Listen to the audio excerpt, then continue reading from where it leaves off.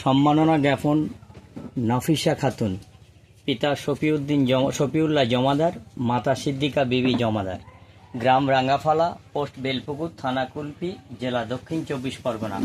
অনূর্ধ্ব 23 Asian athletics স্বর্ণপদক প্রাপ্ত অ্যাথলেটিক্স 2026 400 মিটার রিলে দৌড়।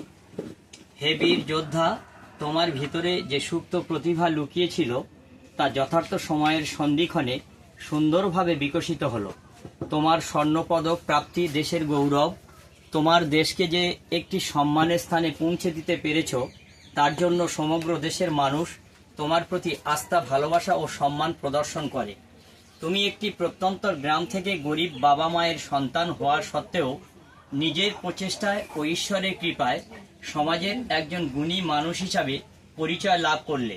যখন তুমি ফুলের কুঁড়ি ছিলে তখন কেউ প্রত্যাশা করেনি তোমার ফুলের গন্ধে তুমি সমাজকে এত মুখরিত করবে।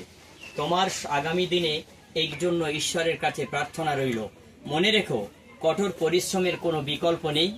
অনেক অনেক ভালোবাসা, শুভেচ্ছান্তে নারায়ণচন্দ্র ভৌমিক, সদস্য, দক্ষিণ 24 পরগনা জেলা পরিষদ, থানা ও ব্লক, কুলপি। ধন্যবাদ।